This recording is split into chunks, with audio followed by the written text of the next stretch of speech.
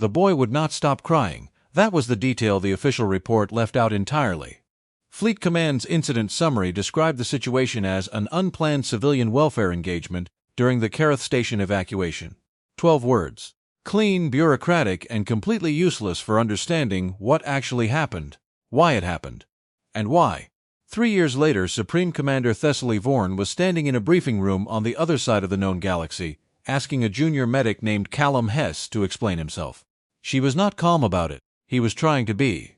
The story started, as most inconvenient things do, with something going wrong at the worst possible time. Karath Station was a refueling and resupply hub positioned at the edge of Vel'Draan territorial space.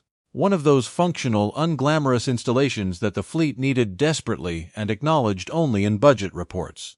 It was home to roughly 400 personnel, a rotating population of freight crews, and a small Vel'Draan diplomatic liaison office that had been operating quietly for 7 years without incident. Callum Hess arrived at Karath 11 months before the evacuation. His assignment was straightforward. Field medic, 3rd rotation, no combat posting, no specialized clearance. He was 26 years old, recently passed his certification on the 2nd attempt, and had been assigned to Karath specifically because it was considered low stakes. His commanding officer at the processing center had noted in his placement file, without particular cruelty, that Hess demonstrated adequate clinical competence, limited tactical initiative. A posting to a quiet refueling station seemed appropriate. This was the kind of judgment that history occasionally makes fools of. Hess spent his first weeks at Karath doing what junior medics at quiet postings do. Routine screenings, minor injuries, the occasional dehydration case from freight workers who forgot to drink water on long hauls. He was good with people in a way that didn't show up in evaluation metrics. He remembered names. He asked follow-up questions. He kept a small supply of hard candy in his coat pocket, which seemed undignified but which turned out to matter more than anyone expected. The Vel'Draan liaison office was staffed by 3 individuals. Senior Attaché Marath, a tall, gray-skinned diplomat, with the particular stillness of someone who had spent decades learning not to react. Her assistant, a younger aide whose name Hess consistently mispronounced.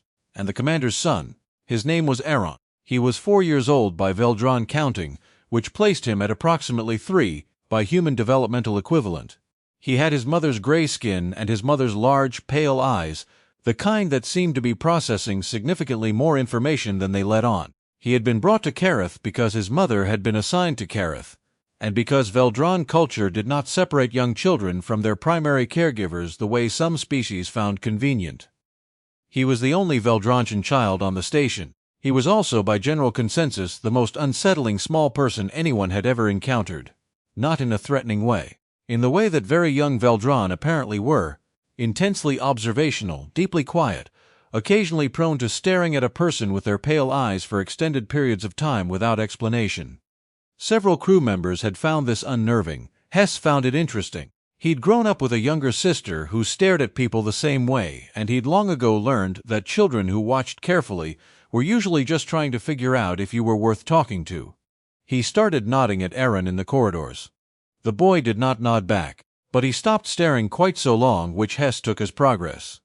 This was 4 months before the crisis. The crisis arrived the way crises usually do, all at once, with no warning, and at the exact moment that nobody had any bandwidth to handle it. A Vel'Draan separatist faction, operating under the name the Reth Collective, had been building toward a confrontation with the established Vel'Draan government for approximately 2 years. Intelligence had tracked it.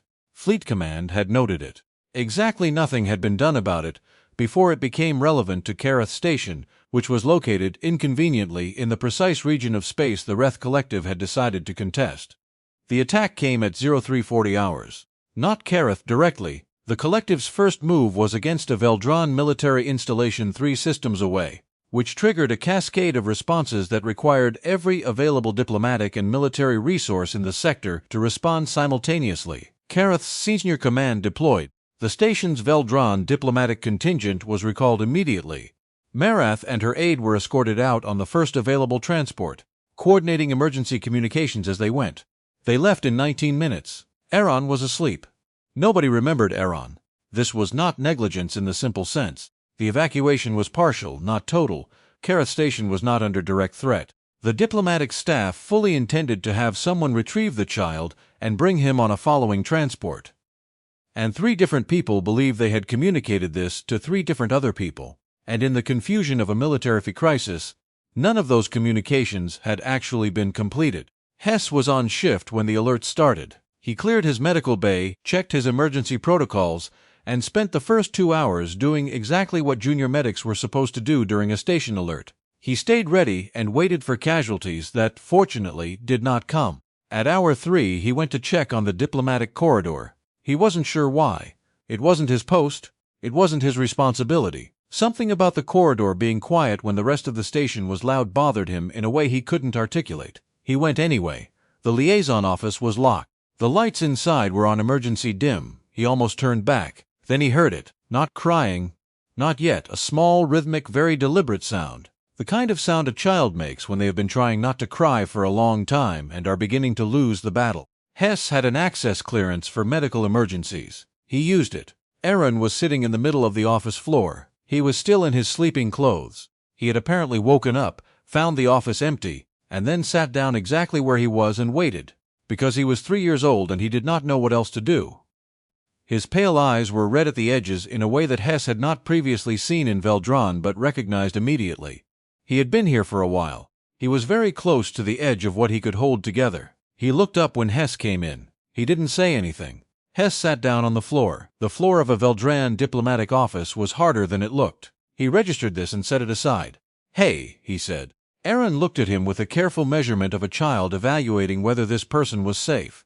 Hess kept very still and let him look. "My mother left," Aaron said finally. His standard was careful and precise. He had been learning it, Hess remembered, from recordings. Each word had the slight over-enunciation of someone who had practiced. "I know," Hess said. "She had to go help. Someone's going to come get you soon." Aaron processed this. Then he said, with the careful logic of a 3-year-old. "You came. I came," Hess agreed. Aaron looked at him for another long moment. Then, apparently having completed his assessment, he picked up the small gray object he'd been holding, a model of a Vel'Draan cargo vessel precise to a degree that suggested it was not a toy, and held it out.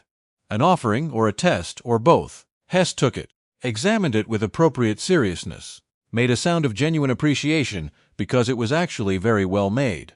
Aaron did not smile, but something in his posture changed. He scooted approximately 4 inches closer. That was the beginning. They spent 7 hours on that floor. In that time, Hess learned several things. He learned that Vel'Draan toddlers did not cry the way human children cried.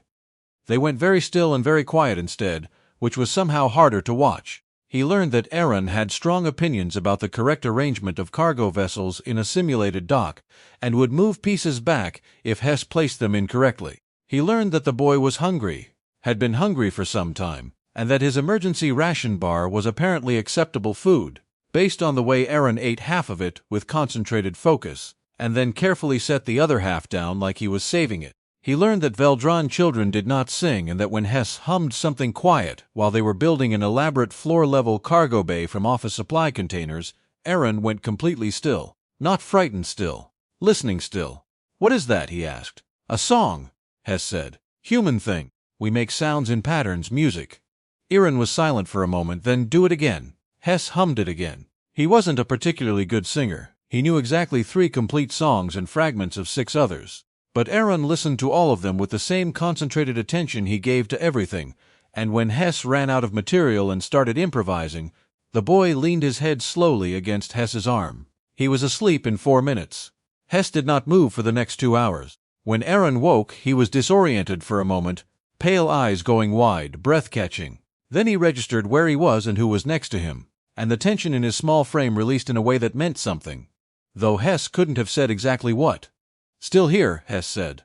Aaron looked at him steadily. Then he picked up the half of the ration bar he'd saved and held it out. It was the most deliberate thing Hess had seen anyone do in recent memory. He took it. They ate the rest of the ration bar together. The relief aide arrived at hour 7. She was a senior enlisted woman named Garrick who had been trying to locate the child for the last 3 hours, and whose expression suggested she had not been having a good day. She stopped in the doorway of the diplomatic office and looked at what she found. A junior medic sitting cross-legged on the floor, surrounded by an elaborate recreation of a space dock made from container supplies, with a Vel'Draan toddler asleep against his shoulder. "Hess," she said. "Stig Garrick," he said. "Is the child okay?" He's fine. He was hungry. He's had water. A pause. He'll need the cargo model when you move him. He's very particular about it. Garrick stared at him, stared at Erin, looked back at Hess. Erin woke up when she reached for him. He looked at her. He looked at Hess. And then he did something that no one in the room was prepared for. He reached back, found Hess's sleeve, and held on. Medic, he said. Clear. Deliberate. The word he had for Hess because he hadn't learned Hess's name yet, and had substituted the only designation that fit. Garrick blinked. He knows you. We spent some time on the floor, Hess said. He was attempting to be neutral about it. The neutrality was not entirely successful. He gently unpeeled Erin's fingers from his sleeve. He looked at the boy and said, with the quiet seriousness a child deserves, "You're going to go with her now. She's going to take you to your mother." Erin considered this. He looked at Garrick, back at Hess. With the gravity of a 3-year-old making a decision, "You come. I have work to stay for," Hess said. "But you'll be okay." Something moved across Erin's face that Hess did not have the vocabulary for yet. Garrick filed a report. It noted the successful location of the Vel'Draan diplomatic dependent. It mentioned the welfare assistance of medical personnel Hess, C, in an incidental line. It did not include what Erin had said. Hess assumed that was the end of it. He was wrong, but he didn't find out how wrong for several weeks. The Reth collective crisis took 11 weeks to resolve. When the dust settled, the Vel'Draan government began a careful accounting of what had occurred during the evacuation, which installations had been unnecessarily affected, which personnel had acted commendably, and which had not. This was the kind of thorough administrative process that Vel'Draan governance was known for, and that other species sometimes found excessive. It was not excessive. It was how they found Hess. Or rather, it was how Erin found Hess. The boy had apparently been asking about the medic since he'd been retrieved from Karath. Medic had been a recurring subject. When his mother, Supreme Commander Thessaly Vorn, who commanded the 3rd Fleet of the Vel'Draan Consolidated Forces, and who had been slightly preoccupied during the crisis with the minor matter of an entire separatist military conflict, finally had the bandwidth to ask her son what he meant by medic. Erin had explained in careful detail. He'd sat on the floor for 7 hours. He'd hummed patterns. He'd let him hold the cargo model. He'd said, "Still here," when Erin woke up scared. Thessaly Vorn was not a sentimental person. She had commanded forces in 3 active conflicts and had reached her rank through a combination of exceptional tactical mind and the kind of personal composure that made her terrifying in negotiations. She was not the type to be moved by small things. She was moved by this. She was also, and this was where it became complicated, deeply, precisely furious that her son had been left alone on an evacuating station for 7 hours while she was managing a military crisis she hadn't been warned about in time to avoid. She requested the full incident report. She read the line about Hess C in 30 seconds and then read it again. She read it for rather longer. 3 weeks after the crisis was resolved, Hess received a communication requesting his presence at Fleet Headquarters for what the message described as an administrative welfare debrief. It gave no further detail. His commanding officer, who had received a separate communication that was somewhat more explicit, looked at Hess with an expression that he could not quite decode and said, "Pack appropriately." Hess asked what that meant. His CO said, "Pack for at least 2 weeks." Fleet Headquarters was nothing like Karath. It was large in the way that demonstrated intent. Architecture that said clearly that the people inside it made decisions that mattered.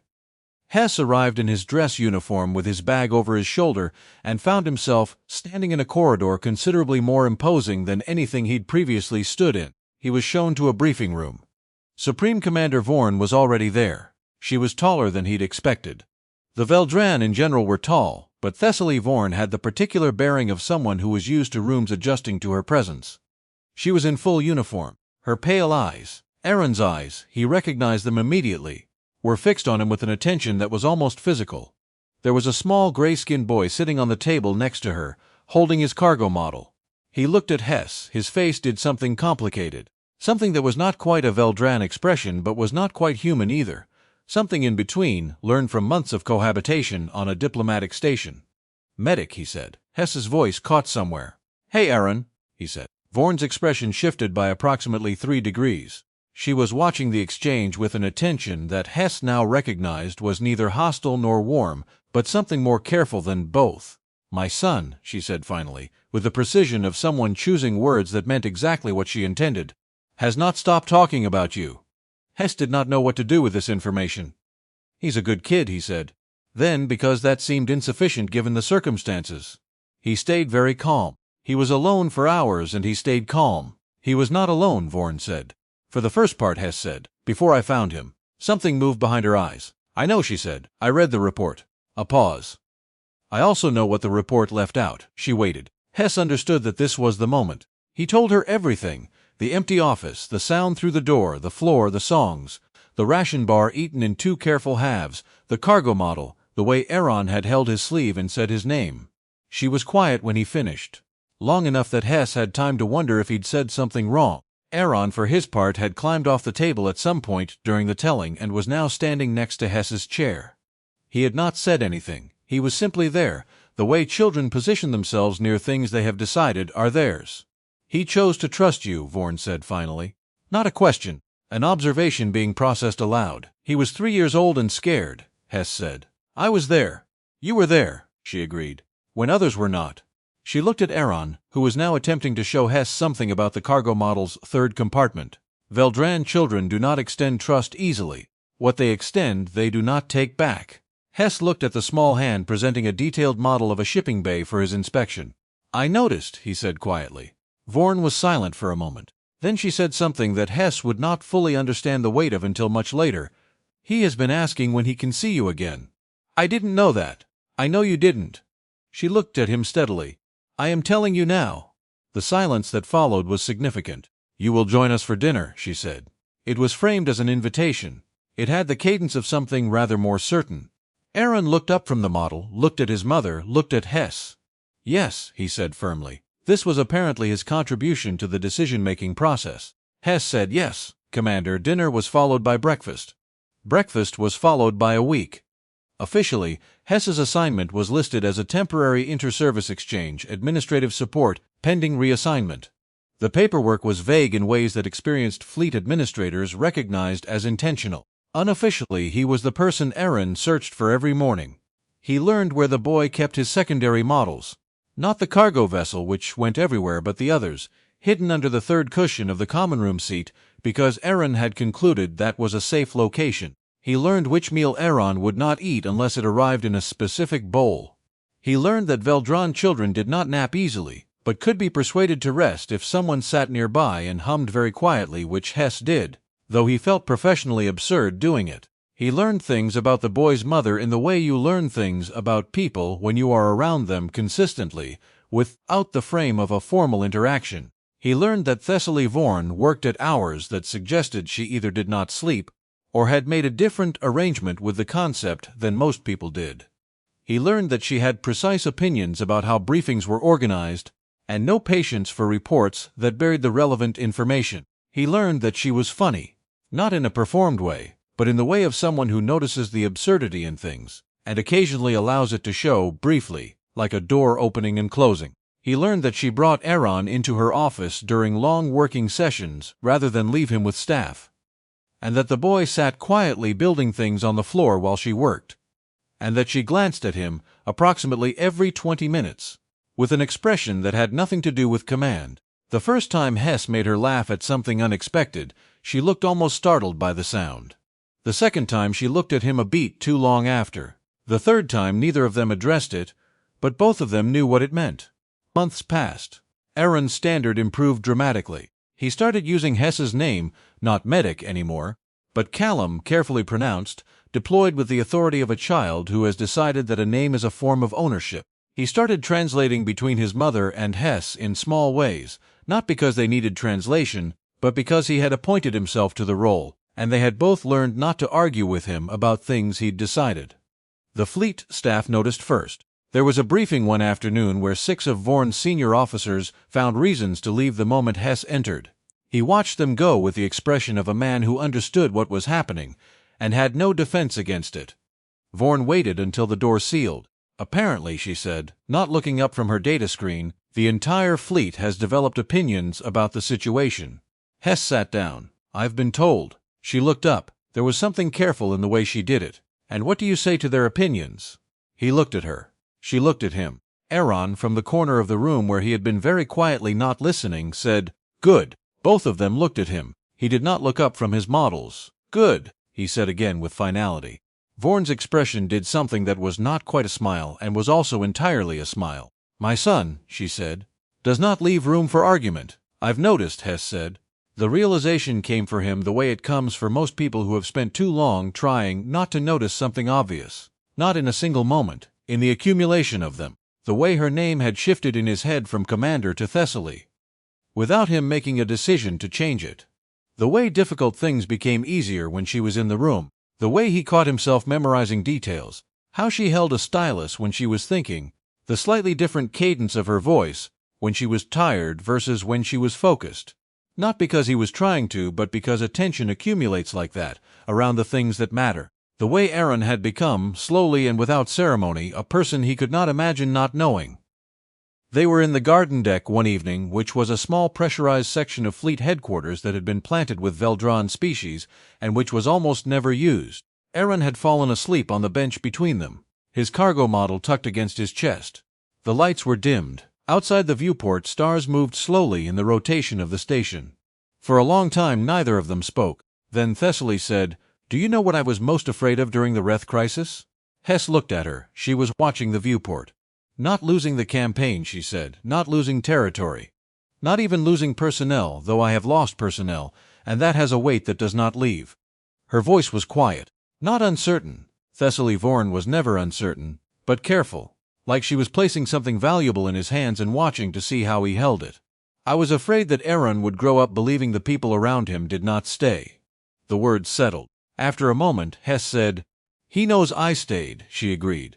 "He also knows you stayed when there was no reason to." She looked at him then, away from the viewport, and there was no rank in that look, no command, no calculation. Just Thessaly. Just the woman under the uniform. "He decided something about you in that office." "He's a good judge," Hess said. "He is." She paused. "He is not the only one who has decided something." The silence after that stretched in a direction that both of them recognized. "Thessaly," he said. It was the first time he had used her name without her title, and they both heard it. She looked at him with those pale eyes. Aaron's eyes, the eyes that never missed anything, and she reached across the bench and took his hand. A simple thing, an enormous thing. "I have been watching you," she said quietly, "not as a commander. Myself, I did not do this easily. My people do not extend trust easily. What we extend, we do not take back." A slight breath. "I want you to know that." He leaned forward and kissed her. She let him. When they separated, her forehead rested against his, and she made a sound that he had not heard from her before. Not relief exactly, not joy exactly. Something in between, something that was the sound of a person who has been carrying something for a long time and has just been allowed to set it down. He thought it might be the most honest sound he had ever heard. Aaron stirred between them, looked up, assessed the situation with the unheard clarity of someone who had expected this development and was pleased to see it confirmed. "Good," he said. He put his head back down and went to sleep. The formal partnership ceremony was 8 months later. Vel'Draan ceremonies were not like human weddings. They were quieter, more precise, built around the exchange of specific words that carried legal and cultural weight that Hess had spent 2 months studying to understand correctly. Thessaly had helped him. Aaron had also helped him in the way of a 4-year-old with firm opinions about how things should go. On the day of the ceremony, Aaron stood between them. This had not been planned. It had not been unplanned either. It was the kind of thing that happens when a child has made decisions and the adults have learned not to argue. When the final words were exchanged and the ceremony concluded, Aaron reached up and took a hand from each of them. He looked out at the assembled officers, diplomatic staff, and various important personages who had gathered, and he made the small sound that passed for satisfaction in Vel'Draan children. The official record of the Vel'Draan-Human Partnership Accord. The document that historians would later cite as the foundational event of 30 years of stable cooperation between the two civilizations, included in its preamble a phrase that the senior diplomatic staff had spent considerable time arguing over. It read, "This alliance was forged in good faith, in crisis, and in trust extended without calculation." What it did not include was the detail that the trust in question had been extended first by a 3-year-old who had watched a junior medic sit down on the floor and decided that was enough. Historians would analyze the treaty. They would examine its strategic provisions, its resource-sharing frameworks, its military cooperation clauses. They would write dissertations about Thessaly Vorn's negotiating philosophy and the diplomatic groundwork laid by years of fleet positioning. None of them would fully account for the cargo model. None of them would account for the ration bar divided into 2 equal halves. None of them would account for a boy who woke up alone in a locked office and held himself together until someone sat down next to him on the floor, and who carried that fact with him for the rest of his life, and who grew up knowing, as a foundational truth, that the people in his world were people who stayed. Years later, when Aaron was old enough to read the histories and find his own name missing from them, he did not seem bothered. He had the original cargo model on a shelf in his room. He had 30 years of evidence. He had 2 parents, one of whom hummed occasionally for no reason and one of whom pretended not to smile about it. He had everything that actually mattered. Some things cannot be filed in a report. Some things do not appear in treaties. Some things begin on a floor in a crisis in the hour before dawn, when a man sits down next to a scared child for no reason except that the child is there and scared, and he is there, and staying seemed obvious. That is where the alliance began. The rest was paperwork.